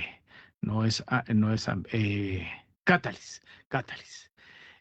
Catalyst tomó el control, más recientemente entró también como accionista Gramercy. Gramercy ha estado, los dos incluso están muy involucrados con Credivalores, dejaron quebrar la compañía especializada en finanzas, en libranzas, perdón, y pues ellos venían controlando Frontera que no había dado, la verdad, pie con bola, había perdido un proyecto en Guyana había hecho un descubrimiento, el gobierno decidió no avalárselo, de hecho le quitó la concesión petrolera, había perdido ese activo, y en Colombia pues tiene unos intereses petroleros bastante amplios, e incluso sus socios y ex socios tienen Puerto Bahía muy cerca de la refinería de Cartagena.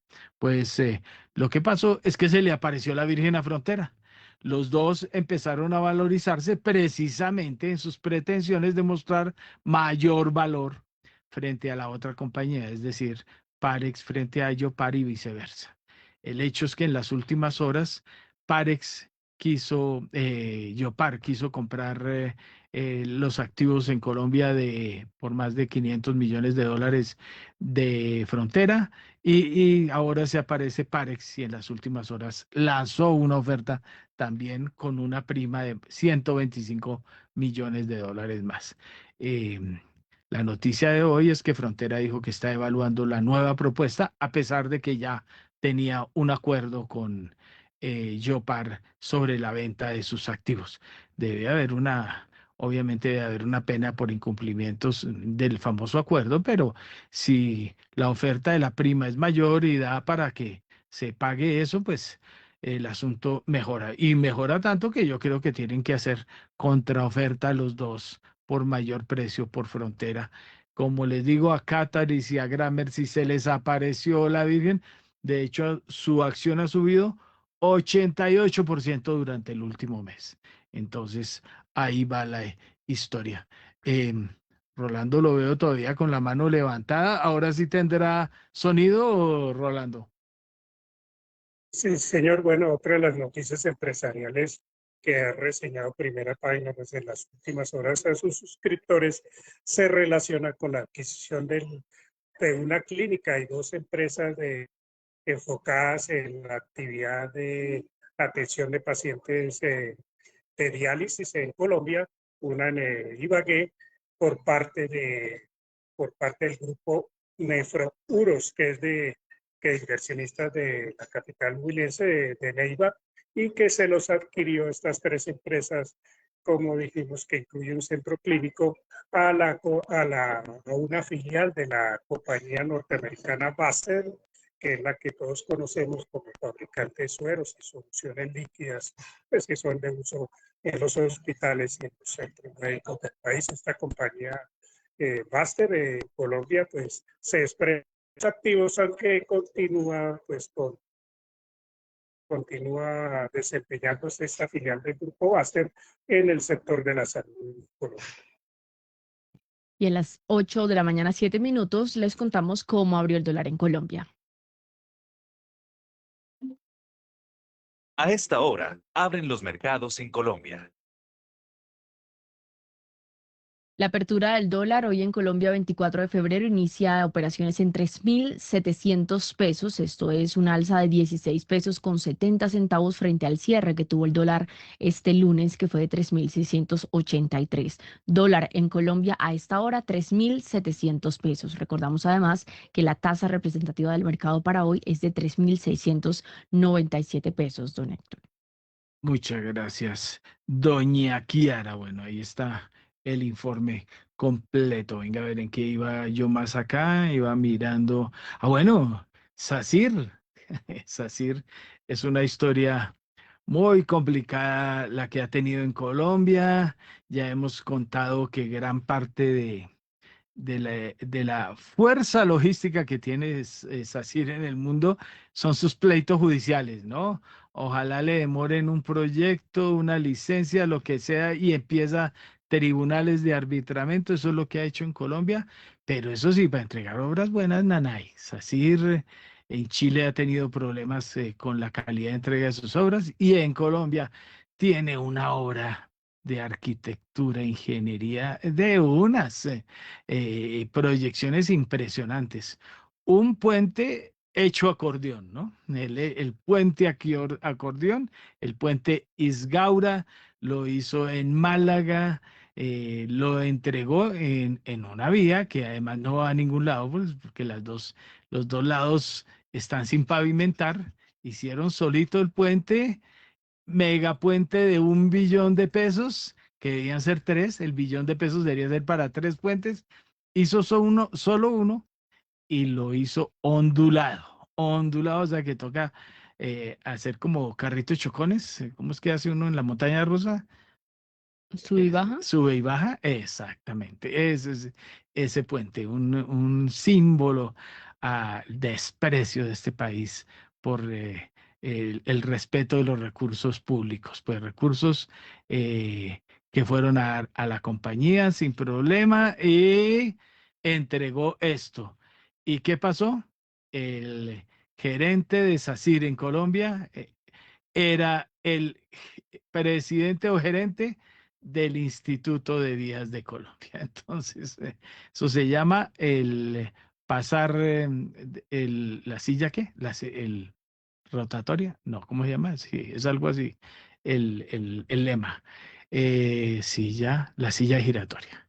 Silla giratoria, hoy soy La del puerta gobierno, mañana giratoria. hoy soy de la empresa privada a la que le entregué el contrato. Entonces, una belleza, ¿cierto, doctor Rosero? Bueno, y no pasó nada. Ahí está, es el gerente de SACIR en Colombia. Entonces, ahí está esa historia que les tenemos. SACIR acaba de recibir 47 millones de dólares para la vía Buenaventura Lobor Guerrero Buga. Vale 800 800 millones de dólares el proyecto. Vamos a ver si lo hacen o cómo lo hacen, ¿no? Vamos a ver si pues vale la pena como irse para Buenaventura, Lobo Guerrero, Buga, dar una vueltica a ver si toca ir en carro de montaña rusa, ¿no? Eso sería lo que tocaría ver. Bueno, pues completamos la historia, ¿cierto? De hoy. Algo nos faltó. Venga, Leito, no, nadie levanta más la mano. Támara tampoco. Bueno, Camilo, ¿algo que decir o chao? Venga, lo hacemos correr. No. Pues Héctor Ya. Mario, A ver. aquí muy pendientes, nos quedan básicamente una semana larga para las elecciones del 8 de marzo y creo que lo que pase el 8 de marzo va a ser determinante para todos los efectos, no solo de la primera vuelta presidencial, sino porque la conformación del Congreso nos va a permitir entender exactamente si vamos a tener 4 años más de lo mismo o si vamos a aterrizar ya con políticas de largo plazo por partidos políticos mucho más consolidados. Y creo que definitivamente, Héctor Mario, hay que pegarse del altísimo porque en este momento estamos en la total y absoluta incertidumbre en materia política. Bueno, no creo que con el altísimo le alcance. Bueno, y además todos son bajísimos. Todos son bajísimos de moral, empezando por ahí. Bueno, gracias, doña Kiara. Quedamos completicos, muy súper informados con noticias, que es lo que toca dar. Sí, señor. También agradecemos a los analistas que nos acompañaron este martes, Luis Fernando Mondragón, Daniel Lozano y Camilo Ramírez, hoy bajo la dirección de Héctor Mario Rodríguez y la presentación de quien les habla, Kiara Severiche. Sigan sintonía de Javeriana Estéreo por los 91.9 FM y en javerianaestereo.com.